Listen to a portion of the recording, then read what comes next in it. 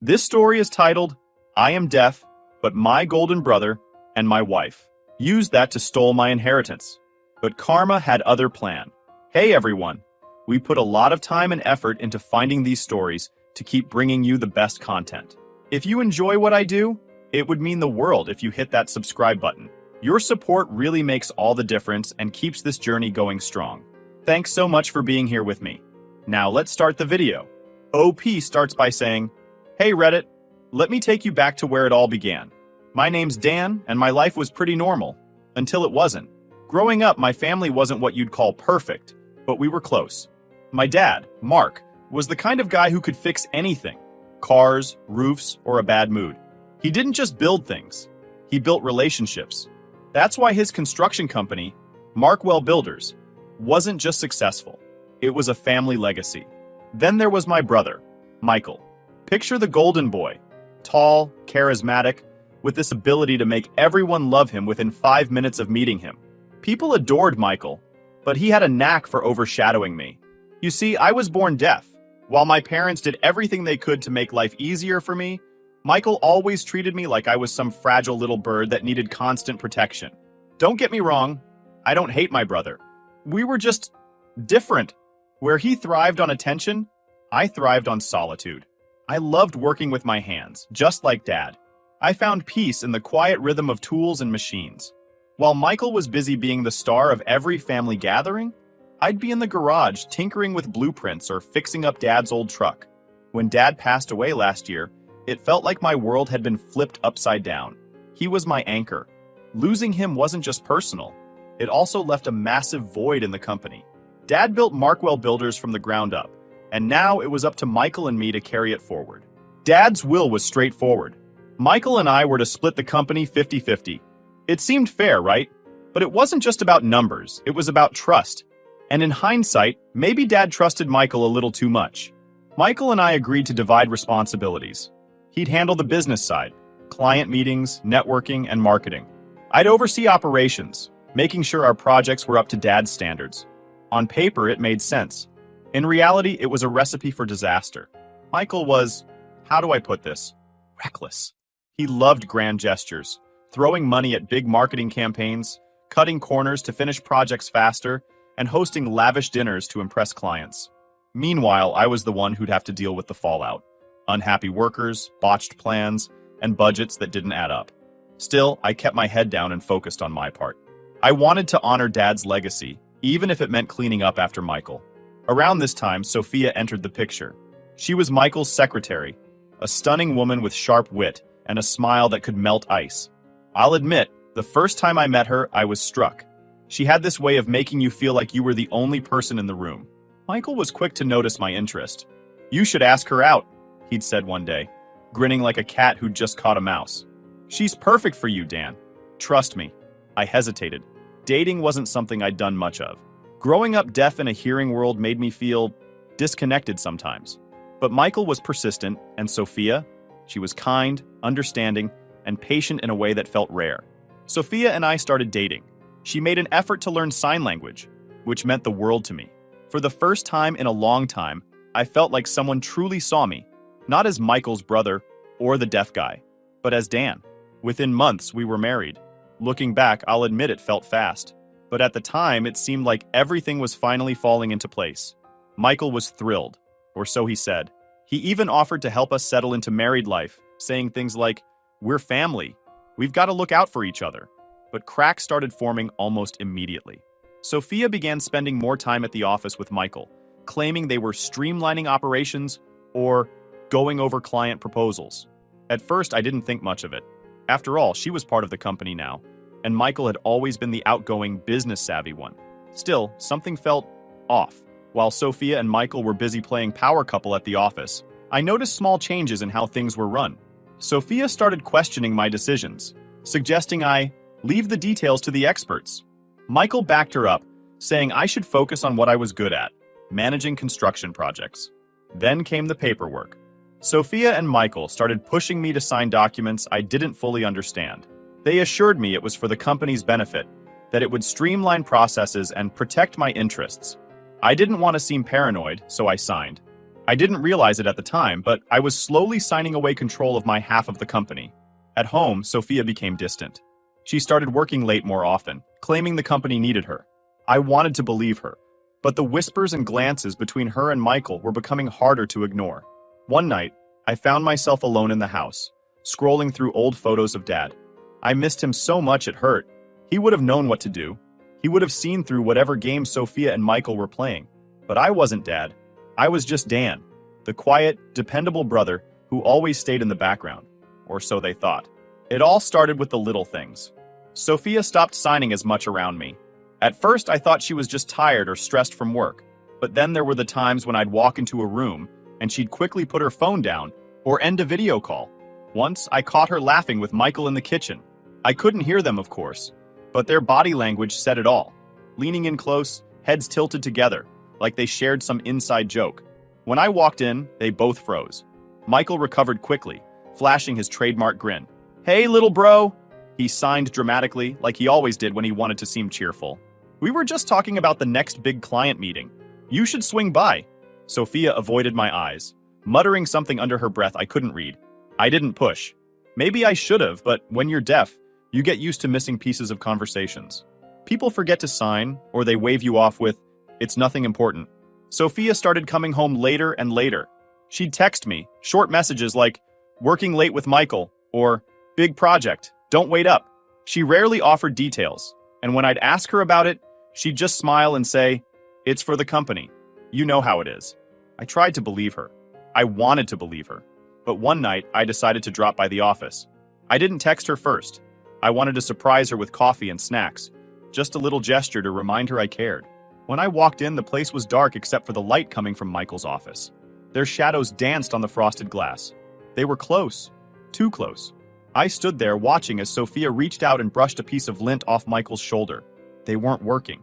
My hands clenched around the coffee tray, and for the first time, I felt the full weight of being deaf. I couldn't storm in and demand answers.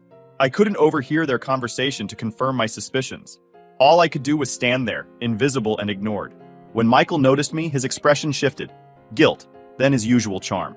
He waved me over, signing, "Dan, you should have told us you were coming. We were just wrapping up." Sophia turned, her face unreadable. "You should be home," she signed, her movements stiff and deliberate. I didn't respond. I just handed them the coffee, forced a smile, and left. A few weeks later, Sophia handed me a stack of papers. She smiled, but it didn't reach her eyes. "These need your signature," she said, signing the words lazily, like she couldn't be bothered to translate properly. "What's this for?" I signed back. "Just some legal stuff for the company." "It's routine," she replied, brushing me off. Michael leaned against the doorframe, watching us. "Don't stress, Dan. Sophia's got it all under control. You don't need to worry about the boring stuff." I hesitated. The papers were full of legal jargon I didn't understand. I felt stupid for not knowing what I was looking at, but Michael was quick to reassure me. "Come on, little bro. Do you really think I'd screw you over?" I hated how much I wanted to trust him. So, I signed. A few days later, I noticed Sophia's phone buzzing on the kitchen counter. She was in the shower, so I glanced at the screen out of curiosity. The message was from Michael. Period. "We'll have it all soon. He doesn't suspect a thing." My blood ran cold. I took a photo of the message with my phone, my hands shaking. Then, I started looking through the paperwork I'd signed. I couldn't make sense of most of it, but one line stood out. Transfer of shares. I felt sick. They weren't just keeping secrets. They were stealing from me. That night, I sat at the dining table with the photo of her text and the paperwork spread out in front of me. When Sophia came home, she froze, her eyes darting between me and the documents. "What's this?" I signed, keeping my movements slow and deliberate. She didn't answer right away. Instead, she crossed her arms, her face a mask of defiance. "I don't know what you're talking about." I slid my phone across the table, showing her the photo of Michael's text. Her face drained of color. "It's not what it looks like," she signed quickly, her hands trembling. "Then what is it?" I signed back, my movements sharp and demanding. For the first time, Sophia didn't have an answer. The next day, I went straight to Michael's office. He was sitting at his desk, typing away, when I walked in and dropped the paperwork in front of him. "What's this?" I signed, glaring at him. Michael leaned back in his chair, his smile faltering. "Dan, let's not get dramatic. This is all just a misunderstanding." I pulled out my phone and showed him the text I'd taken from Sophia's phone. His face hardened, and for the first time I saw the real Michael. The one who didn't care about me, only what he could take from me. You don't understand business, Dan, he signed dismissively. I was protecting you. You're too soft for this world. My hands trembled as I signed back. You weren't protecting me. You were stealing from me. Michael shrugged, his smile returning. What are you going to do about it? You can't even hear half the things happening around you. How do you think you'll prove anything? Michael's words stung, but they also lit a fire in me. He thought my deafness made me weak, that I couldn't fight back, but he'd underestimated me. I didn't respond. Instead, I walked out of his office, my mind racing. I didn't know how yet, but I was going to make them both pay. After confronting Sophia and Michael, things didn't explode like I'd imagined. No dramatic arguments, no screaming matches. Just silence. Deafening silence. Sophia stopped coming home altogether for a few days. When I texted her, her replies were short and cold. At work. Busy. Don't wait up. Let's talk later.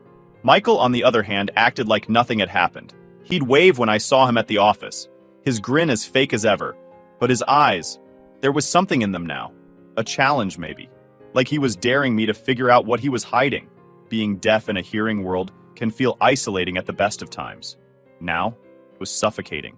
Every glance exchanged between Sophia and Michael felt like a conversation I couldn't hear.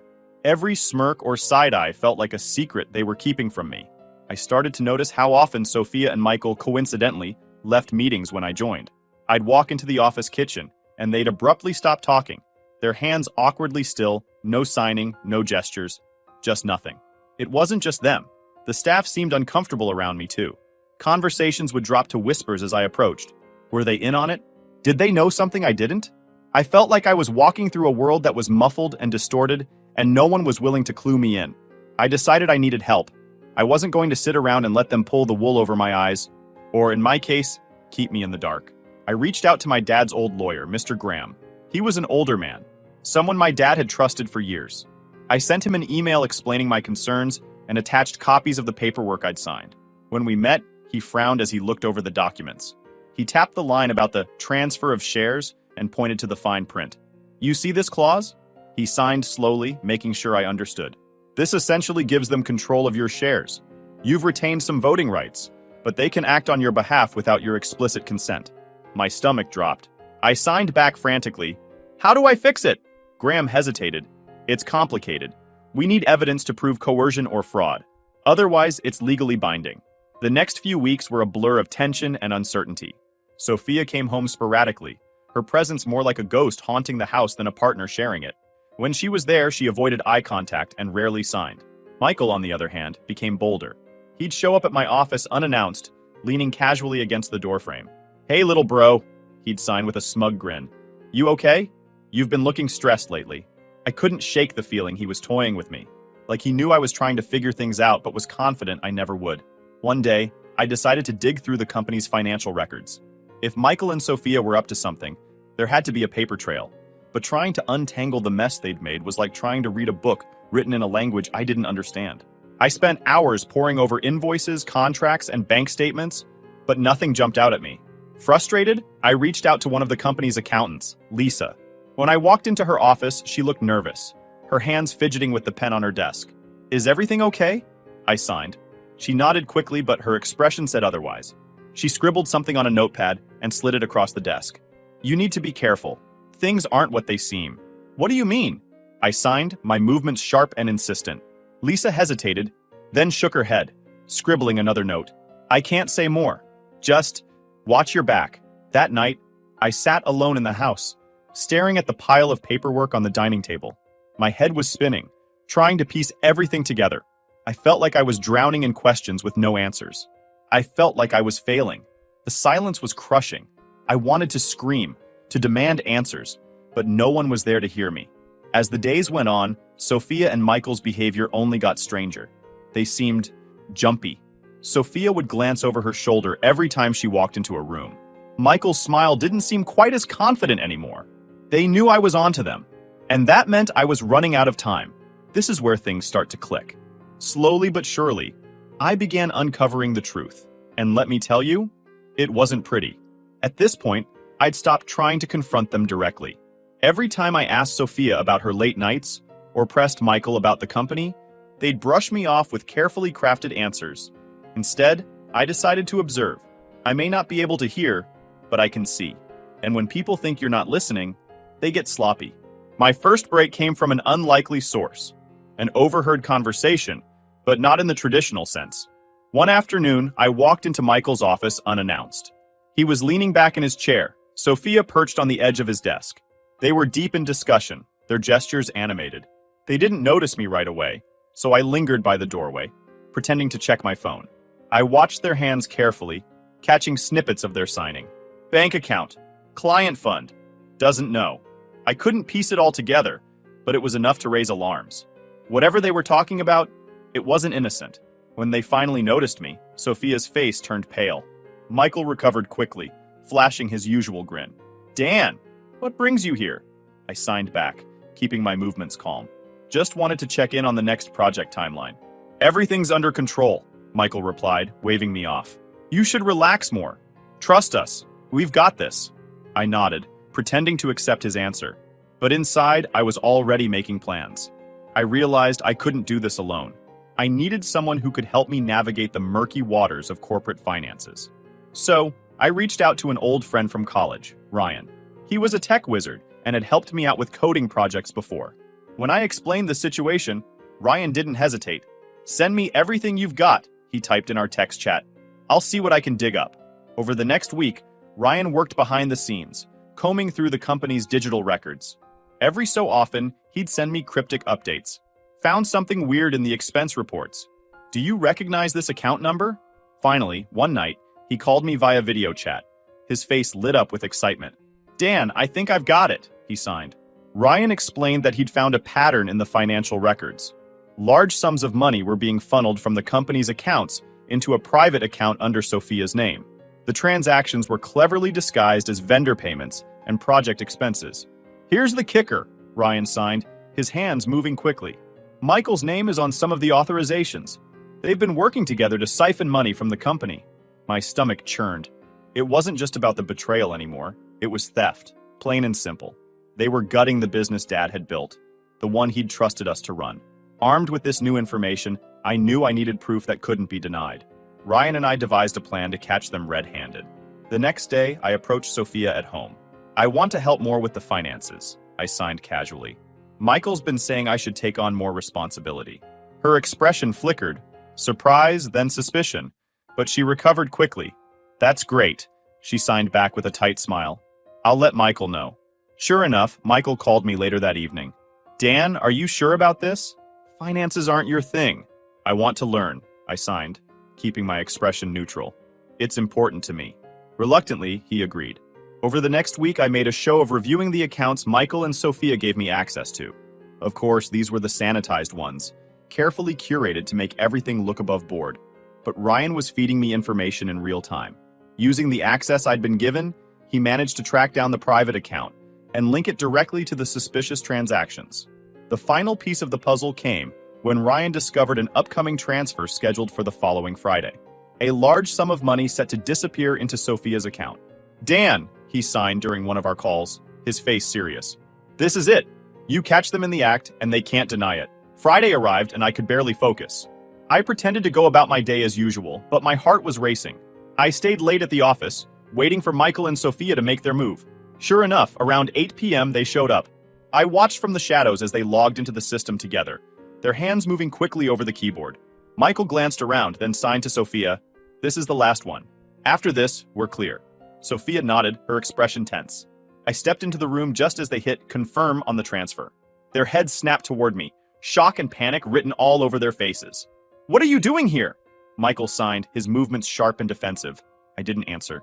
Instead, I pulled out my phone and showed them the live feed Ryan had set up, capturing every move they'd just made. There I was, standing in Michael's office with my phone in hand, the live feed from Ryan on the screen. Michael froze, his hands hovering mid-air, like he was deciding whether to deny everything or go on the offensive.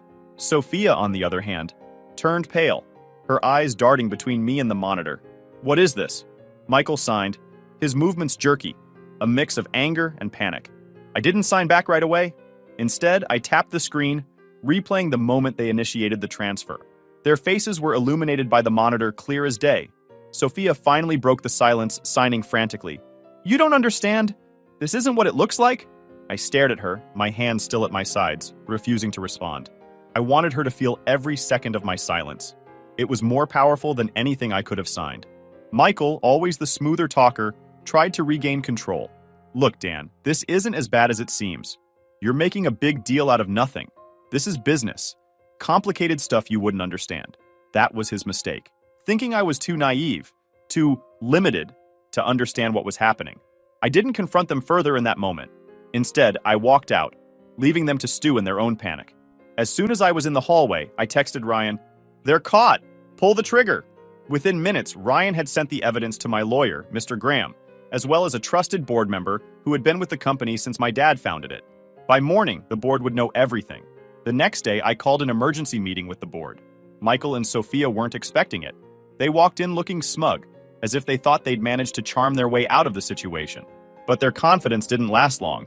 Graham opened the meeting by presenting the evidence. The transfers, the private account, and screenshots of the conversations Ryan had intercepted. The board members, many of whom had known my dad for years, were visibly furious. "This isn't just unethical," one of them said, his voice shaking as he read through the documents. "This is outright theft."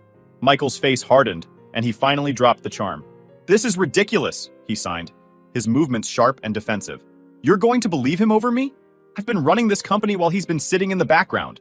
I couldn't stay silent anymore. I stood up, signing slowly and deliberately, making sure everyone in the room understood. "You didn't run this company. You ran it into the ground. You've been stealing from the business, from the people who trusted us, from our family. Dad left this company to both of us, and you spat on everything he built." Sophia tried to interject, but one of the board members cut her off. "We've seen enough. This is beyond repair." By the end of the meeting, Michael and Sophia were stripped of their positions. The board voted unanimously to remove Michael as co-CEO, effective immediately. Sophia, who had no official claim to the company, was banned from the premises. Michael tried to argue, shouting and signing about his rights and inheritance. But Graham calmly reminded him that his actions violated the terms of his ownership, leaving the board with no choice but to take legal action.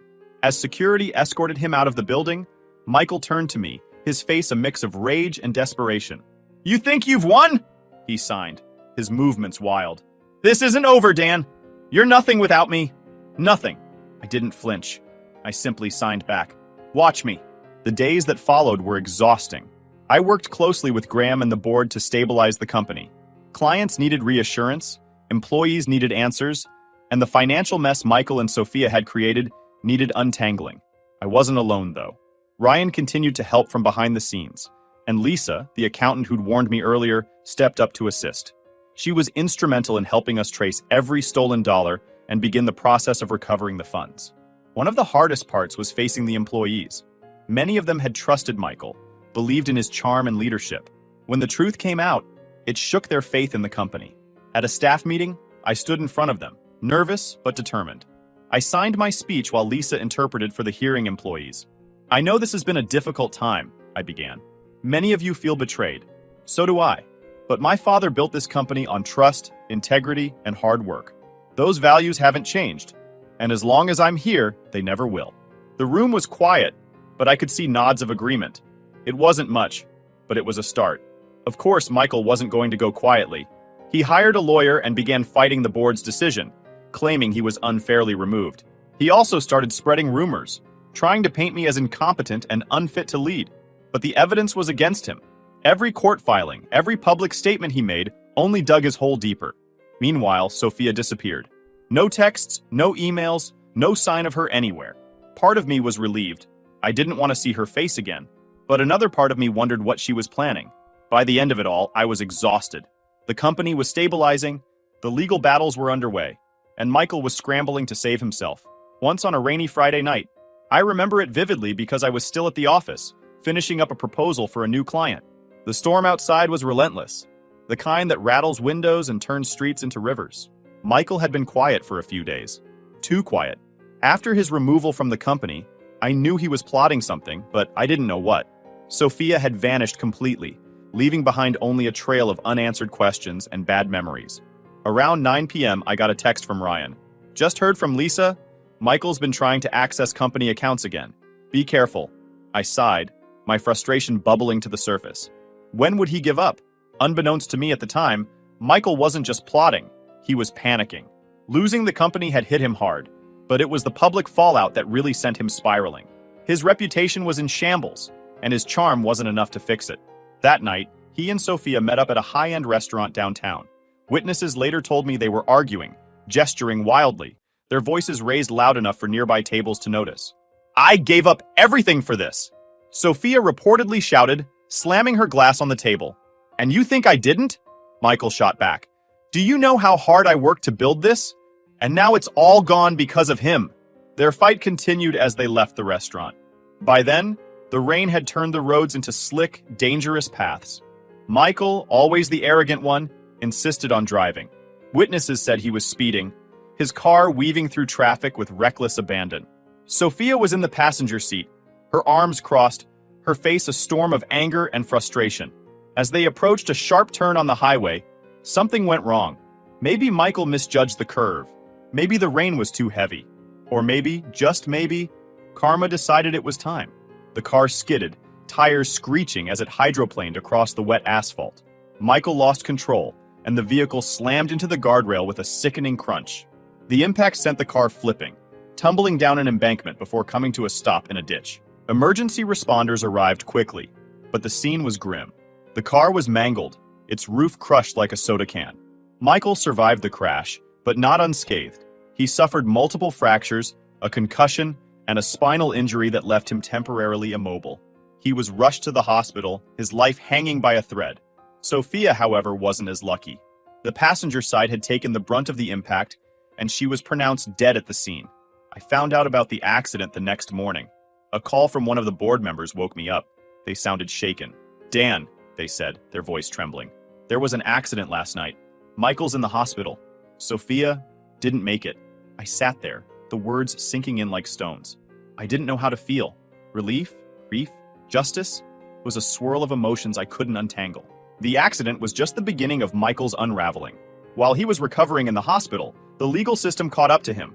With the evidence Ryan and Graham had gathered, the board filed a lawsuit for embezzlement and breach of fiduciary duty. He didn't have the resources to fight back. His assets were frozen, his reputation obliterated, and his charm couldn't save him anymore. It's strange, isn't it? How life has a way of balancing the scales. I didn't plan for any of this to happen. I just wanted the truth. But karma? She works on her own timeline. Michael and Sophia thought they could outsmart everyone, that they could take what wasn't theirs and walk away unscathed. But in the end, their greed and arrogance were their undoing. Now, I'm focused on rebuilding the company. It's not easy, but it's worth it. Every day, I'm reminded of my dad's values: honesty, integrity, and hard work. And every day, I strive to honor them. As for Michael, I haven't seen him since the accident. Word is he's moved out of state, trying to start over. But no matter where he goes, he'll carry the weight of his choices. And me? I'm finally free.